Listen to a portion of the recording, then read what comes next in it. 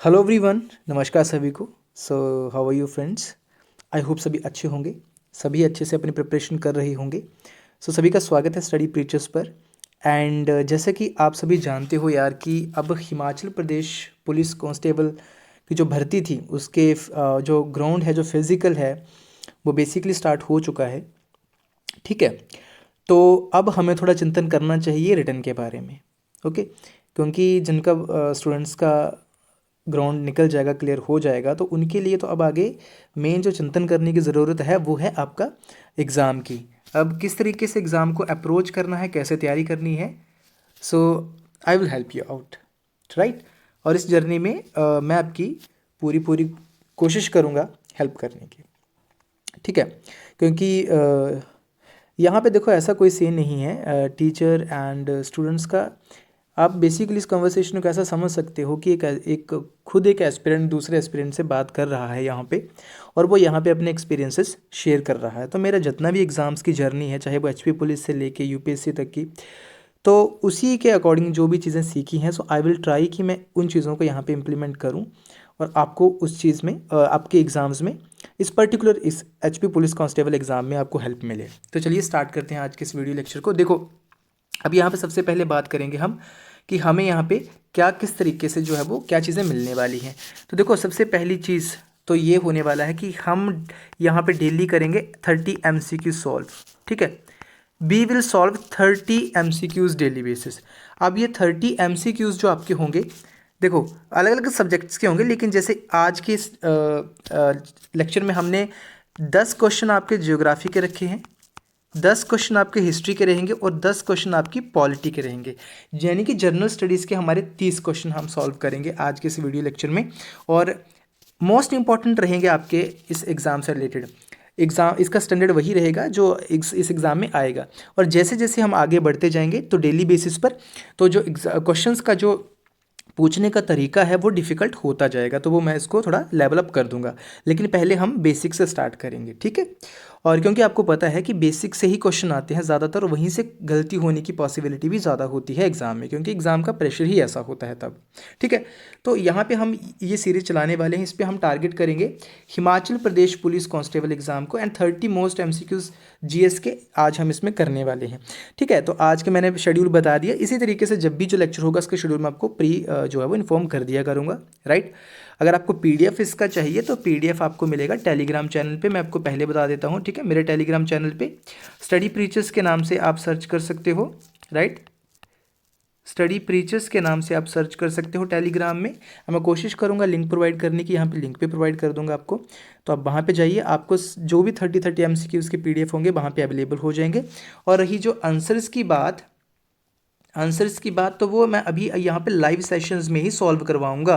मेरा थोड़ा सा तरीका अलग है, to be very honest, right. ऐसा नहीं है कि आपको आंसर दे दी तो आप करो, नहीं। जब आप साथ साथ में सॉल्व करोगे तो वीडियो को पॉज करके सॉल्व करिए साथ साथ में, आपको ईजी रहेगा, आपकी इससे क्या होगी, मेमोरी स्ट्रांग होगी। ठीक है, तो चलिए स्टार्ट करते हैं। पहला क्वेश्चन है हमारे पास, who was the founder of Mauryan empire. Mauryan empire का फाउंडर कौन था। ठीक है, पहली बात ये। और यहाँ देखो एक बात का ख्याल रखना, ऐसा कभी मत सोचना कि क्वेश्चन यहाँ से आएंगे वहाँ से आएंगे, किसी ने ऐसा बताया वैसा बताया। देखो, जब एग्ज़ाम आता है ना क्वेश्चन पेपर हाथ में, तब हिल जाता है बंदा। क्यों? तब क्योंकि फिर वो पैटर्न का पता नहीं होता उसमें किसी तरीके से एग्जामिनर ने जो क्वेश्चन कहाँ से डालने हैं। तो थोड़ा बहुत हर तरह से प्रिपेयर करके जाओ। तो who was the founder of Mauryan empire, तो कौन था मौर्यन अम्पायर का फाउंडर। चंद्रगुप्त मौर्य, अशोका, बिंदुसार या बिंबिसार। सो ऑप्शन हमारा ए सही रहेगा, Chandragupta Maurya was the founder of Maurya empire. ठीक है, अगला question, in which year was the battle of Plassey fought, यानी कि प्लासी का युद्ध कब लड़ा गया। और हिंदी मीडियम वाले स्टूडेंट्स को मैं बता दूं, मैं साथ साथ में आपको इसको ट्रांसलेट करता रहूंगा, तो सेम रहेगा, ऐसी बात नहीं कि आपको समझ नहीं आएगा। ठीक है, प्लासी का युद्ध कब लड़ा गया, 1757, 1764, 1857, 1864। तो आपको पता है 1757 में प्लासी का युद्ध लड़ा गया था। ठीक है, अब मुझे आपने कमेंट सेक्शन में बताना है कि किनके बीच युद्ध लड़ा गया था। ठीक है, कौन सी दो पार्टीज थी जिनके बीच युद्ध लड़ा गया था। ओके, और आपको कमेंट करना है, जो वीडियो देखेगा चाहे दो बंदे वीडियो देखे, लेकिन दो के दो ही कमेंट करेंगे। इससे देखो आपका कॉन्सेप्ट जो है वो पक्के होंगे। डॉक्ट्रिन की जो नीति थी, यानी कि लैब्स की जो नीति थी, डॉक्ट्रिन ऑफ लैब्स, वो किसने इंट्रोड्यूस करी इंडिया में। तो हमें पता है वो किसने करी, डलहौजी ने इंट्रोड्यूस करी थी, राइट, डलहौजी ने। तो सही उत्तर क्या रहेगा, लॉर्ड डलहौजी, ऑप्शन बी हमारा सही रहेगा। देखो लैब्स की नीति थोड़ा सा समझें तो क्या थी लैब्स की नीति, यानी कि जिस भी साम्राज्य का, किंगडम का आगे मेल वंशज नहीं होगा, उत्तराधिकारी नहीं होगा, तो उसको क्या कर लिया जाता था, ये उसको एक्वायर कर लेते थे, उसको हथिया लेते थे अंग्रेज। तो ये डलहौजी ने जो थी वो नीति अपनाई थी। आपको पता है बहुत, जैसे सतारा है, नागपुर है, झांसी, वो इसी नीति के अंतर्गत जो है वो उनका आप कैसे एक्विजिशन हुआ था ब्रिटिश उसमें, ठीक है। तो who was the known as the father of the Indian renaissance, यानी कि जो भारतीय नवयुग, रेनेसेंस का मतलब होता है कि नया युग, नया दौर, किसको बोला जाता है इस चीज़ का फादर, राजा राम मोहन राय को बोला जाता है, महात्मा गांधी को बोला जाता है, स्वामी विवेकानंद को बोला जाता है, ये बाल गंगाधर तिलक को बोला जाता है। तो देखो याद रखना, राजा राम मोहन राय, ऑप्शन ए। कारण ये क्या थे, समाज सुधारक थे। ये चीज़ हमें याद रखनी है, चीज़ों इनके बारे में, समाज सुधारक थे, उस टाइम के बहुत बड़े समाज सुधारक हुए हैं, बहुत सारी चीज़ों में इन्होंने, चाहे वो फिर आप कह सकते हो बिडोरी मैरिज हो, बिडोरी मैरिज हो, चाहे फिर वीमेन एम्पावरमेंट हो, ठीक है, एम्पावरमेंट हो, या फिर आप कह सकते हो कि डिप्रेस्ड क्लासेस के लिए लड़ना हो, इन सभी चीज़ों के लिए इन्होंने काफ़ी अपना योगदान दिया है, इसलिए इनको नवयुग का फादर बोला जाता है, इंडियन नवयुग का, ठीक है। Where did Mahatma Gandhi start his first satyagraha in India, यानी कि महात्मा गांधी ने जब इंडिया आए थे वो कहाँ से, साउथ अफ्रीका से, ठीक है। कब आए थे, कमेंट सेक्शन में प्लीज़ बताना कब आए थे, मेरा क्वेश्चन है आपसे, ये कौन सी तारीख को आए थे, वो कौन सी ईयर में आए थे, ठीक है। तो कहाँ से इन्होंने स्टार्ट करा था सत्याग्रह, चंपारण से, खेड़ा से, अहमदाबाद से, या डांडी से। बहुत ही ज़्यादा इंपॉर्टेंट क्वेश्चन है और बहुत बार एग्जाम्स में आ चुका है। तो आपका सही उत्तर क्या रहेगा, चंपारण, ठीक है, चंपारण। चंपारण में क्या था, चंपारण से इन्होंने यहाँ पे इंडिया में अपना सत्याग्रह की जर्नी शुरू करी थी। चंपारण कहाँ पे, जरा बताना कमेंट सेक्शन में, ठीक है। Who was the first governor general of independent India, independent India का पहला गवर्नर जनरल कौन था, जब स्वतंत्र भारत था उसका पहला governor general, Lord Mountbatten, doctor Rajendra Prasad, C Raja Gopalachari, Jawaharlal Nehru. देखो यहाँ में इस क्वेश्चन में ना बहुत स्टूडेंट्स जो हैं वो कंफ्यूज होंगे, गलत आंसर टिक करेंगे, तभी मैंने बोला कि आपको आंसर वीडियो में साथ साथ में मिलेगा, आपने पहले खुद सॉल्व करना है इसको। तो लॉर्ड माउंटबेटन था, या फिर राजेंद्र प्रसाद, सी राजा गोपालचारी, जवाहरलाल नेहरू।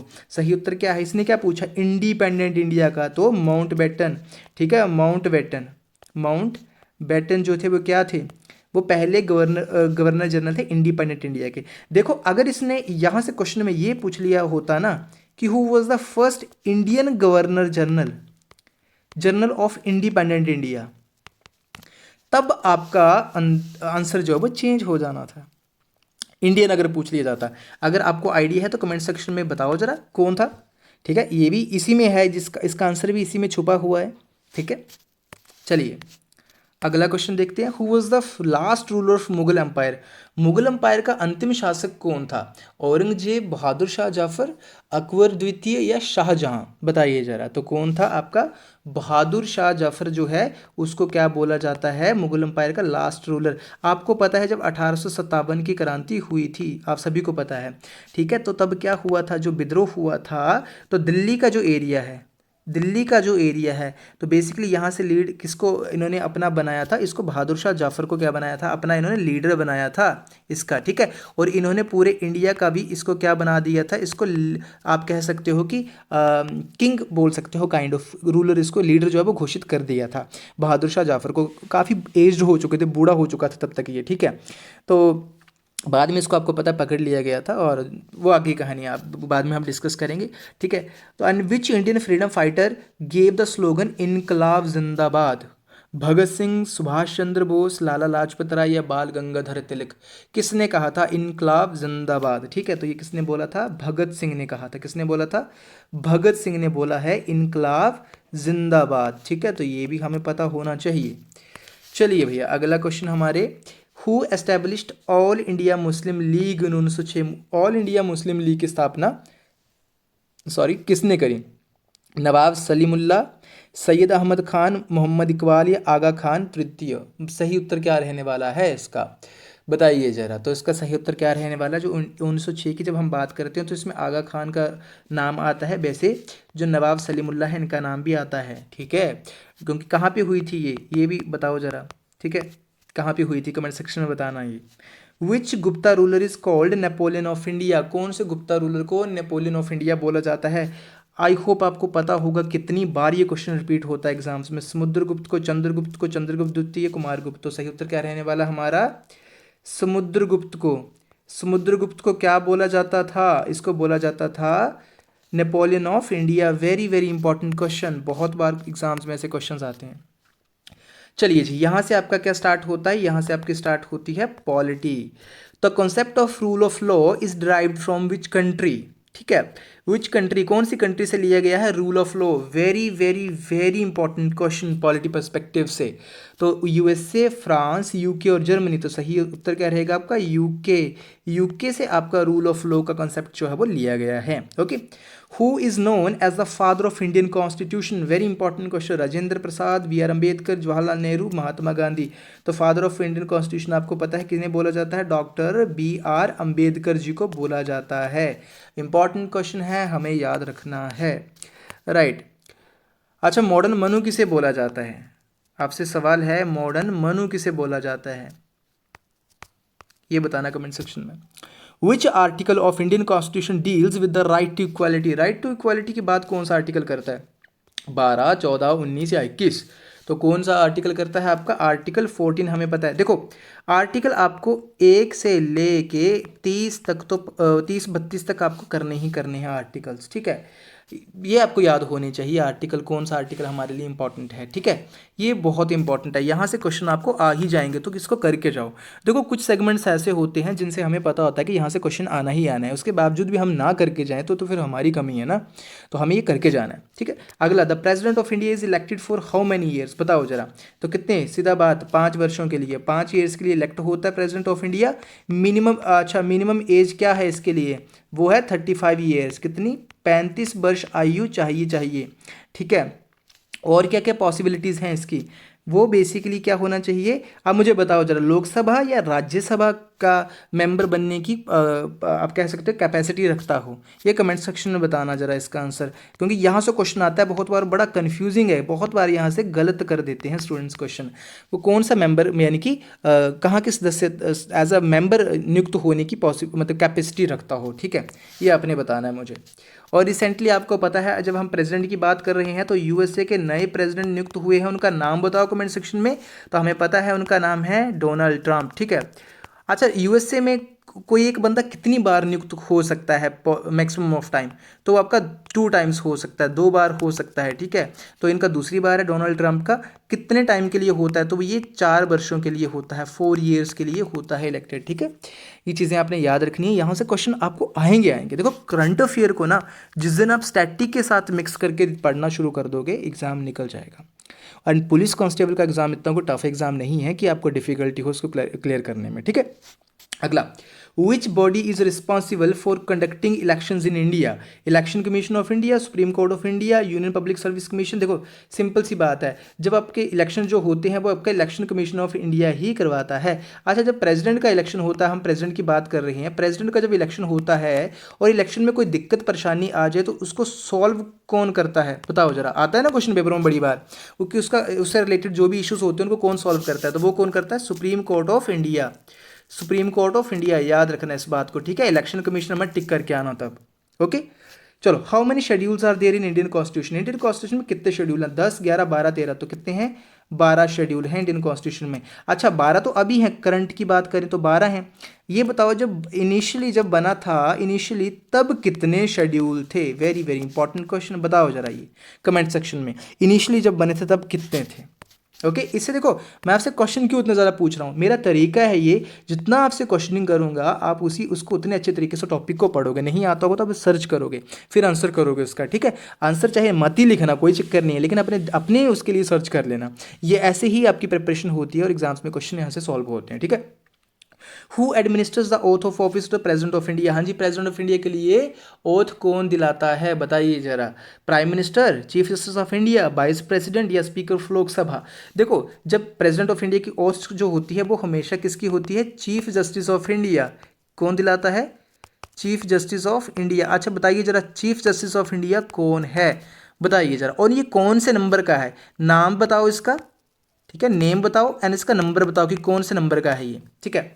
यहाँ से देखना पेपर में क्वेश्चन बनेगा ही बनेगा सर, मैं आपको गारंटी के साथ कह सकता हूँ ये चीज़। पुलिस कांस्टेबल एग्जाम में क्वेश्चन आएगा ही आएगा यहाँ से, या तो नाम पूछेंगे या उसका नंबर पूछेंगे, ठीक है। या अभी जो रिटायर हुए हैं उनका नाम क्या, तो वो थे आपके डी वाई चंद्रचूड़, ठीक है, डी वाई चंद्रचूड़, ये आपको पता होना चाहिए इनका नाम। ओके, तो इस तरीके से आप करोगे इसको, तो चीफ जस्टिस ऑफ इंडिया रहेगा इसका सही उत्तर, ठीक है। विच article of Indian constitution deals with abolition of untouchability, यानी कि छुआछूत को की जो प्रथा थी उसको एबोलिश करने के लिए, खत्म करने के लिए उसके साथ कौन सा आर्टिकल डील करता है। वैसे तो आपको फटाफट से याद होना चाहिए कि हाँ जी आर्टिकल 17, बिना ऑप्शन देखे तो आर्टिकल 17, ठीक है, तो ये चीज़ें पता होनी चाहिए। आर्टिकल 15 क्या बताता है, आर्टिकल 19 क्या बताता है, आर्टिकल 21 क्या बताता है। आर्टिकल 21 बड़ा इंपॉर्टेंट है, बहुत बार एग्जाम में क्वेश्चन आता है, ठीक है। तो ये आपको आर्टिकल मैंने बोला ना, आर्टिकल आपको लर्न करने हैं, याद करने हैं आपको आर्टिकल, ठीक है। ओके, तो ये चीज़ आपको प्लीज़ इस बात को ध्यान से करना, जो भी बातें मैं आपको कह रहा हूँ उन बातों को सीरियसली लेना, बहुत ही अच्छे रहोगे एग्जाम में। Which part of constitution contains directive principles of state policy, यानी कि जो डीपीएसपी की जब हम बात करते हैं कौन से पार्ट में है डीपीएसपी, बताइए जरा कौन से पार्ट में है। पार्ट 3, 4, 5, 6, तो पार्ट 4 में है, यानी कि पार्ट 4 जो है आपका वो डीपीएसपी से डील करता है। डीपीएसपी कहाँ से लिए हैं, तो ये लिए हैं आपके आयरलैंड से। कहाँ से, आयरलैंड से।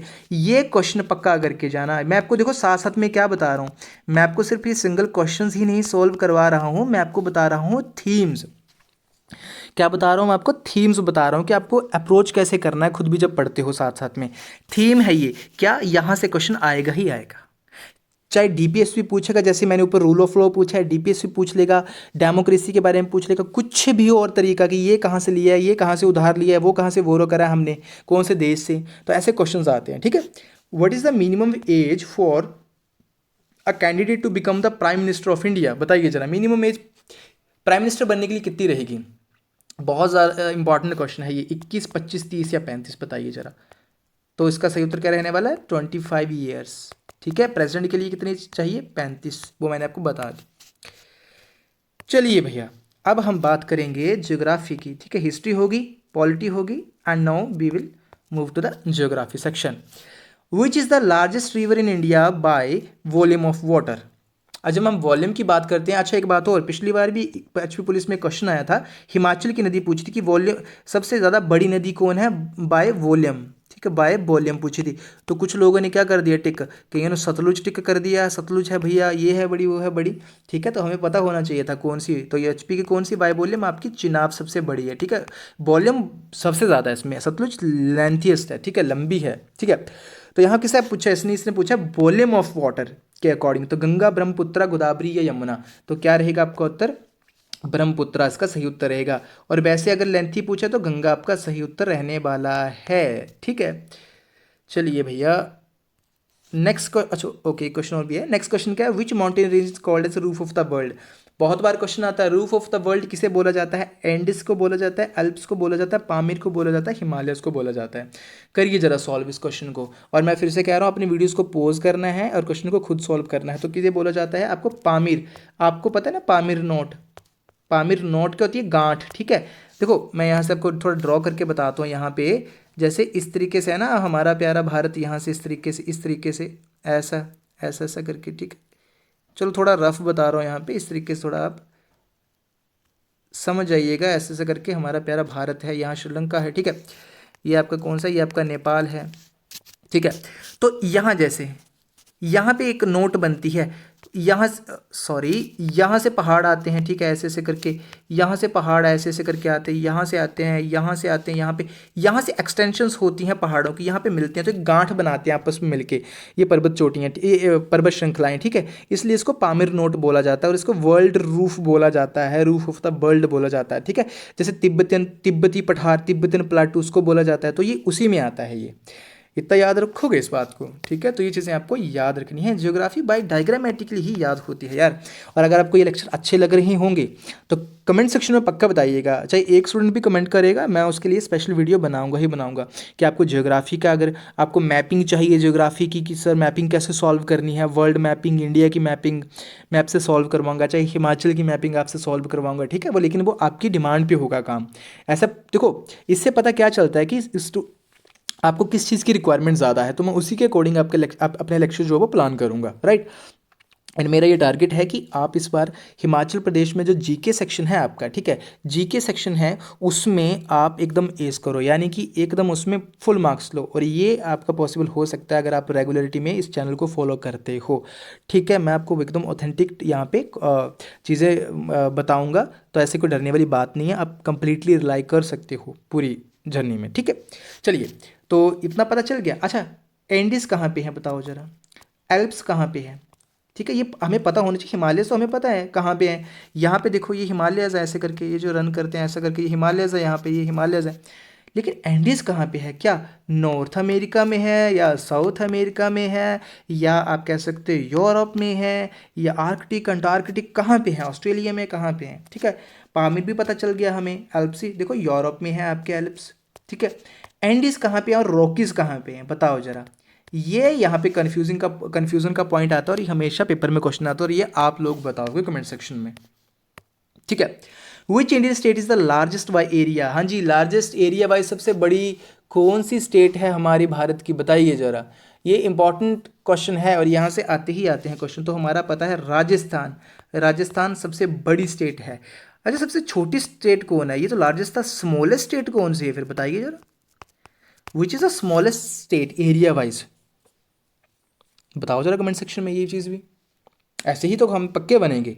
जीएस बढ़ने का यही तरीका है, आप एक क्वेश्चन सॉल्व करो, उसके साथ दो चार क्वेश्चन और सोचो, अपने आप पेपर सॉल्व होता है। Ring of fire is associated with which type of natural phenomena, ring of fire किसे बोला जाता है, क्या है रिंग ऑफ फायर में, earthquake, volcanoes, cyclone, tsunami, tornadoes. तो क्या आपको पता है रिंग ऑफ फायर क्या है, एक वोल्केनोज की चेन है, क्या है, वोल्केनोज की चेन है, ठीक है। उसे ही रिंग ऑफ फायर बोला जाता है, उसे ही क्या बोला जाता है, रिंग ऑफ फायर बोला जाता है। अच्छा, कौन से ओशन में है ये बताओ जरा, कहाँ से लगती है ये पास पास में। तो सही उत्तर अर्थक्वेक एंड वोल्केनोज रहने वाला है हमारा।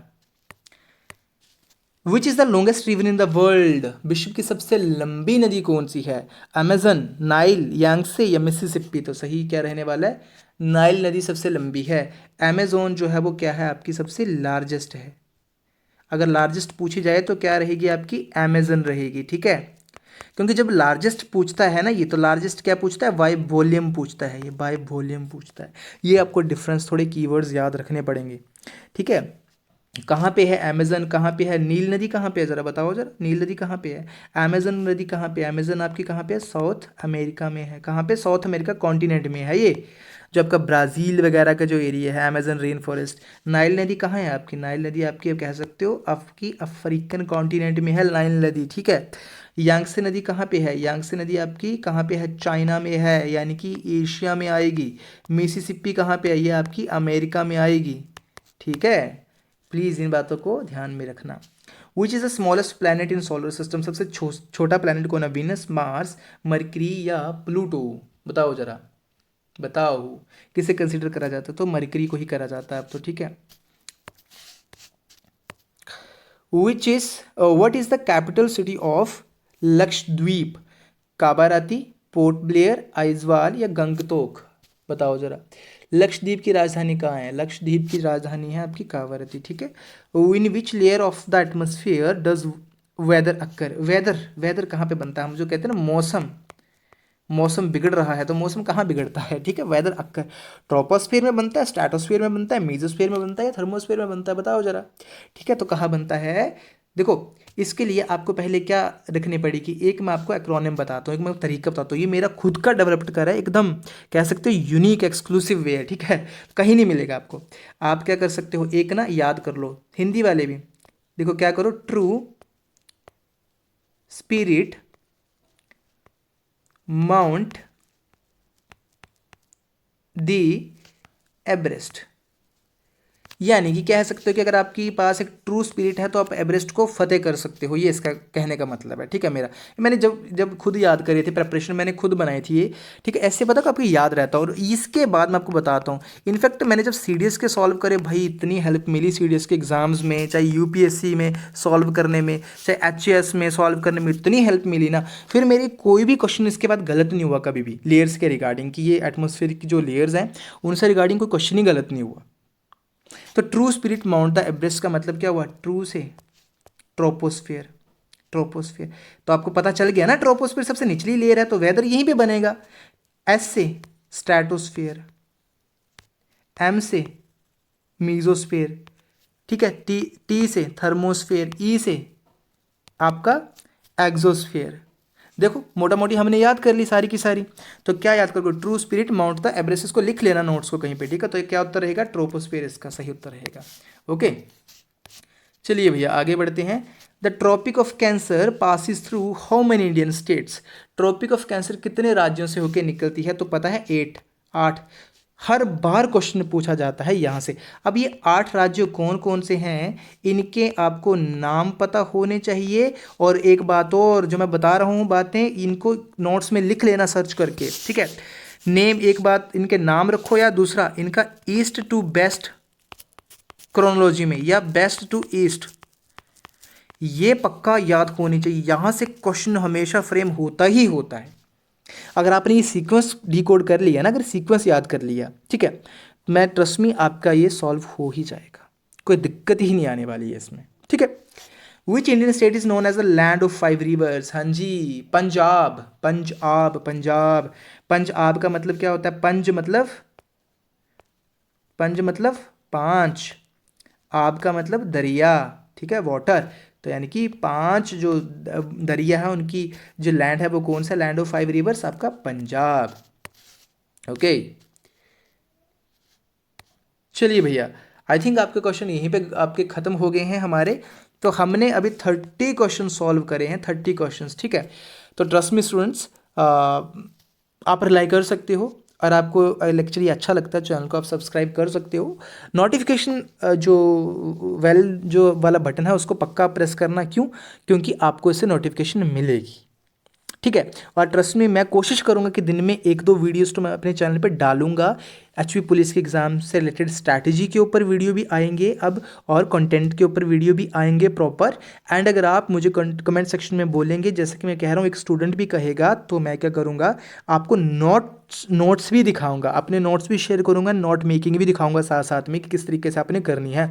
और हम लेक्चर में डायरेक्टली नोट, ऐसे जैसे क्लास में आप बोर्ड पे लेक्चर देखते हो वैसा ही यहाँ पे मैं आपको पढ़ाऊँगा वैसे, ठीक है। किसी टॉपिक के ऊपर रैंडम लिख के आपको पढ़ाऊँगा, ताकि आपको पूरा प्रॉपर वे में जो एक फील आए क्लासरूम का, ठीक है। चलिए फिर, thank you so very much and have a great day.